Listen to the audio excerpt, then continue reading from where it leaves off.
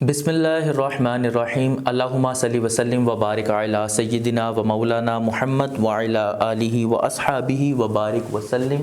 قرۃ عینی بک یا رسول اللہ۔ آج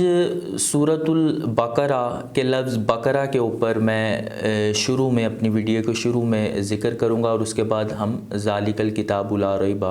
اس آیت کی طرف چلیں گے۔ اس سے پہلے ہم نے حروف مقطعات کو جان لیا۔ بقرہ لفظ کی جو علمی بحث ہے اس سے صرف چند نکات کو میں نکال کے آپ کے گوش گزار اس لیے کرنا چاہتا ہوں کہ سورۃ البقرہ کے اندر کس قدر وسعت ہے اپنے علمی لحاظ سے، یا پھر اس کے اندر جو مضامین اللہ تعالیٰ نے پوشیدہ رکھے ہیں، اس میں جو برکتیں اللہ تعالیٰ نے پوشیدہ رکھی ہیں، اس کے لحاظ سے اس میں کس قدر وسعت ہے، اس کی طرف میں آپ کا دھیان دلوانا چاہتا ہوں۔ الحمدللہ اس سے پہلے جو ہماری ویڈیوز قرآن پاک کے حوالے سے چل رہی ہیں، اس کا جو مجھے فیڈ بیک کالز کے حوالے سے آ رہا ہے، اور چند جو میرے ریگولر اس وقت دیکھنے والے ہیں اور اس کو ایز اے کلاس کے طور پہ لیتے ہیں، مجھے بڑی خوشی ہوئی ہے کہ الحمدللہ مسلمانوں میں قرآن پاک کو جاننے کا جذبہ ہے۔ اس لیے بھی میں موٹیویٹ ہوا کہ چند نکات میں زیادہ کر دوں تاکہ علم میں اضافے کا باعث ہو۔ سورۃ البقرہ کا جو لفظ بقرہ ہے یہ ذو معنی ہے، یہ کئی معنی رکھتا ہے اپنے اندر۔ اس میں ایک جو عام فہم اور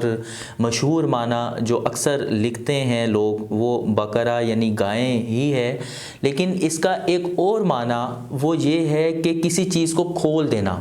جیسے کہا جاتا ہے بقر الارض یعنی زمین کو کھول دیا گیا، کشادہ کر دیا گیا، ای شق الارض۔ گویا کہ بقرہ کے معنی میں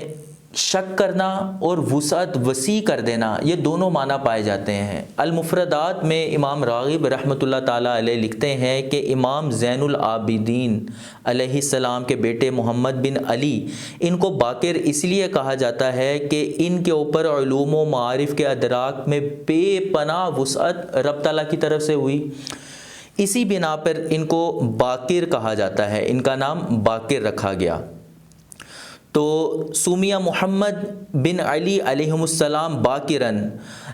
بوجہ فی دقائق العلوم و بقرہ بواطنہا، یعنی ان کے بطن کو کھول دیا گیا، اس میں وسعت عطا فرما دی گئیں علوم معارف کی بنا پر، اسی لیے ان کو باقر کہا جاتا ہے، یعنی محمد بن علی علیہ السلام کو۔ تو یہ ایک بقرہ کے لفظ کی کہ اس میں کس قدر رب تعالیٰ نے چیزیں پوشیدہ رکھی ہیں، اس میں جادو کے حوالے سے بہت زبردست قسم کی اگر یہ صورت گھر میں تلاوت کی جائے یا اس کا نقش رکھا جائے تو بہت زبردست قسم کی یہ پروٹیکشن ہے، والدین کے حوالے سے، نماز کے حوالے سے، یتیموں کے حوالے سے، شادی میں اگر شادی ہونے کے بعد ناچاکیاں اگر رہتی ہیں تو اس کے نقش میں اور اس کی تلاوت میں بڑی ہی زیادہ تاثیر ہے۔ اس کے علاوہ اگر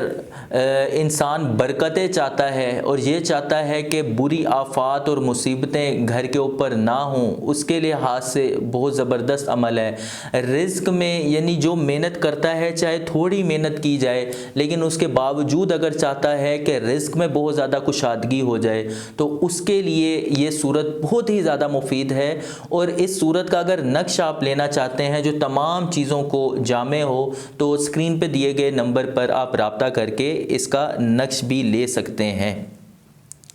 آگے ہم چلتے ہیں۔ ذالک الکتاب لا ریب فیہ ھدی للمتقین،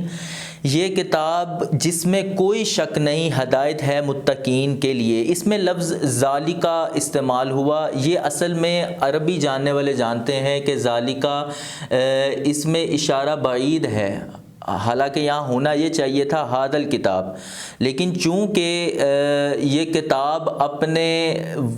عظمت، بلندی، علوم کی معرفت اس لحاظ سے اس قدر بلند ہے کہ پڑھنے والے کے تو قریب ہے، دیکھنے والے کے بھی قریب ہے، لیکن اپنے عظمت اور مرتبت کے لحاظ سے اس قدر دور ہے، اس قدر اس کی عظمت ہے، بلندی ہے کہ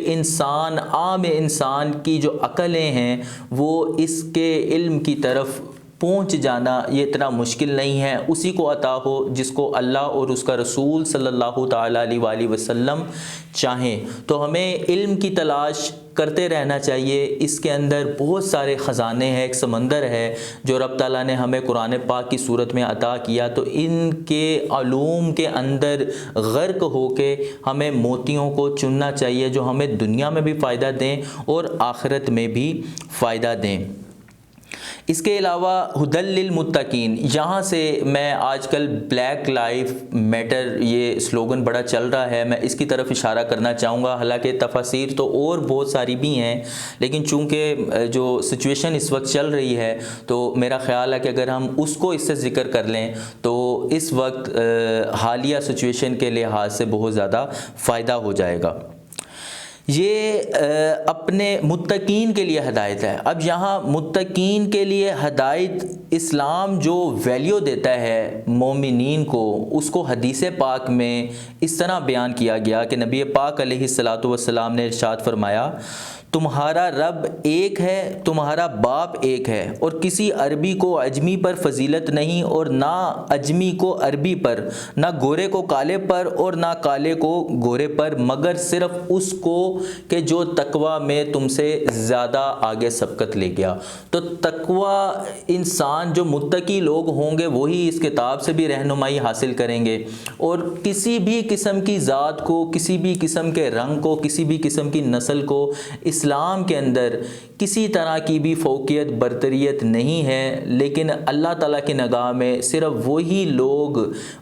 لوگ متقی لوگ اللہ کی نگاہ میں بلند ہیں، وہ زیادہ عظمت والے ہیں۔ تو اس لیے اس کتاب کو جو ہدایت جو لوگ پاتے ہیں وہ بھی متقی ہیں، اور متقی لوگوں کی نشانی یہ ہوتی ہے وہ جھکے ہوتے ہیں، لوگ ان سے فائدہ حاصل کرتے ہیں، اگر ان پہ پھل نہ بھی ہوں، وہ اگر خوش مزاج نہ بھی زیادہ ہوں، تو ان کے سائے کے اندر ہی اس قدر وسعت ہوتی ہے کہ ان کے قریب آ کے ان کی صحبت اختیار کر کے بھی انسان اپنی زندگی کے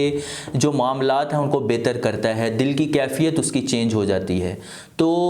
بلیک لائف میٹر اس کے حوالے سے میں نے ہدی للمتقین کے اندر ایک حدیث پاک کو ذکر کر کے اشارہ کیا ہے کہ صرف برتری اسی کو ہے جو کہ متقی ہے، اس کے علاوہ اسلام کے اندر کسی بھی قسم کی کسی کو ایکسٹرا سے فیورز دینا، یہ کسی بھی قسم کا تصور اسلام کے اندر نہیں رکھا جاتا۔ تو سورۃ البقرہ یہ اپنے اندر بہت ہی زیادہ فیوز و برکات رکھتی ہے، تو اس میں اس کی جو کامل جو مجموعی طور پہ اس کا نقش تیار ہوتا ہے، اگر وہ آپ لینا چاہتے ہیں، جس سے جادو،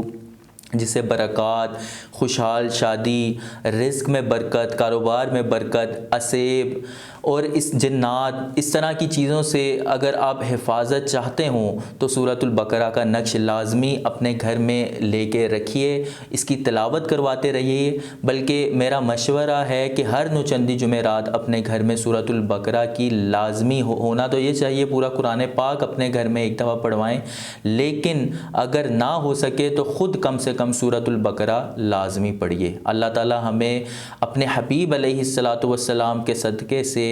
علم و معرفت عافیت کے ساتھ عطا فرمائے۔ السلام علیکم ورحمۃ اللہ۔